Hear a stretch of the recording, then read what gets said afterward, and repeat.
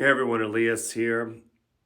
First and foremost, I want us this month to continue working on the guard pulls, takedowns, grip breaks, and full guard work we've been doing the last couple months. This month, we're going to add to that some butterfly guard basics. We're going to start from the full guard in this hypothetical.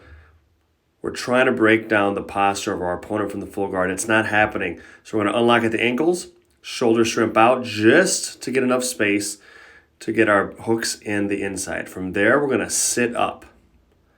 We're going to frame on the shoulders and work into a collar tie. We need that elbow and that forearm against the collarbone. If it's flared up, they can push us back down easily with no barrier. So we need that collar tie in place. We're also going to sit our butt behind our back. If our butt is too close inside of our back line, we can be pushed down pretty easily with no resistance. We need to kind of tripod with our butt behind our back. From there, with that collar tie and our proper butt position, it's a lot tougher to push us down. First thing we're going to do, our opponent is not keeping us on the mat and on our back, so we're going to do a technical stand-up. Keeping my collar tie, my rear hand goes directly behind and in line with my hip, not to the side, not to the other side.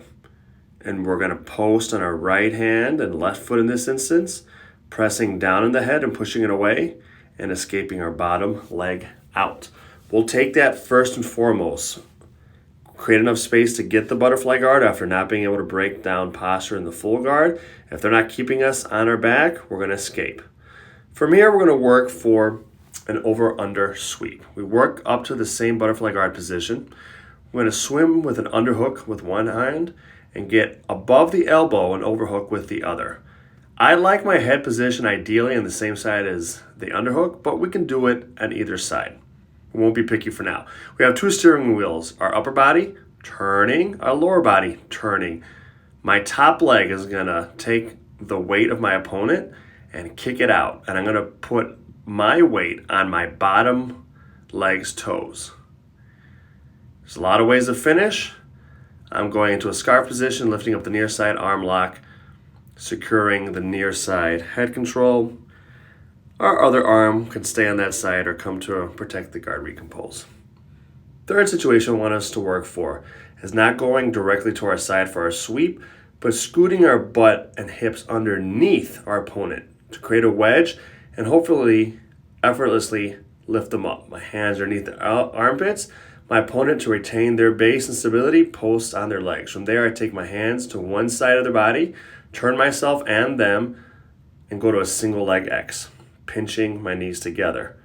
Right foot on the far underneath the far leg, left foot on the near hip. We can move to X from there. We can work on compromising their knee line and working for our heel exposure as well.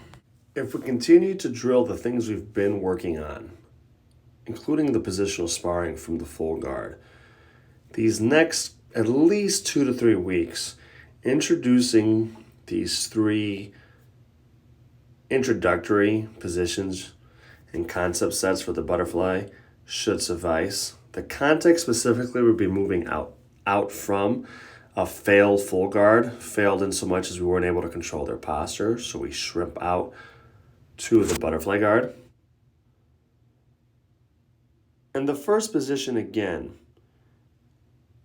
is with our opponent not putting us back on our back. We want to instill the value to our guard players here, especially with the butterfly guard, that if they're not keeping us on our back, the butterfly guard with our frames, as opposed to pulling in and down on our opponent with the full guard, the butterfly guard with our inside hand positions, our inside leg positions, allows us to frame and first push away and create some space from our opponent and get up, pushing down and away on their head, framing with our top butterfly hook and escaping our bottom leg while posting our weight on our front foot and our rear hand, which is in alignment with our hip. That's a good value. We can get up and get away in a self-defense situation. We can get up and hustle forward and reshoot for a takedown in competition. Or if we have a good top game in jiu-jitsu. The second concept, working to the butterfly guard, much in the same way, we want to talk about establishing an underhook and an overhook, much in the same way as we do on our feet, swimming in and out, over, under, and working for things there. Remind them that it's very similar, okay? We have two steering wheels. Our underhook is aspirationally shooting up and in the other direction. Our overhook is pulling there as if to turn a big wheel, and our lower body is also turning in the same direction. Our top leg is kicking up and away, same side as our underhook, and we're posting on our bottom toes. Not just toes and knees, but getting as much elevation as we can on our toes. We're going to try to turn right to our side, not fall back, elevate and turn. That's a good way of doing it. It's a different way of doing it that we're not doing now. Going directly to our side, clearing. The third one, we're going to get our hands underneath the armpits. Now we're going to wedge our butt and our hips and our back underneath our opponent. If our students are feeling like it's a quad extension and it's hard on the muscles, they're not creating enough of a wedge, or they're creating a wedge without the right timing. We need to scoot our hips underneath at the same time as we extend our legs out. That will give us more than likely an opportunity to lift even a bigger, heavier opponent up in the air.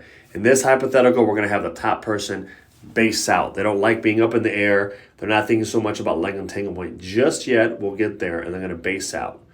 Now we're going to commit both our hands to one side, rib cage and lat of our opponent. Push them away, but really propel ourselves out to one side. Create an angle so we're not lined up directly underneath and in front of them. Slide one butterfly hook all the way under and around. If we create enough of an angle that will not strain the knee or our hips, we get to our single leg X position. The under and around foot is on the hip. The other foot I want on the other side leg. Both Achilles flexed. Flexing those toes out, taut Achilles. Pinching the knees together. We don't need to worry about finishes with sweeps, heel exposures into leg locks, or things of that nature. But I would like us to work getting into single leg X and then working into an X guard position. Without doing too much from there, just working to those positions.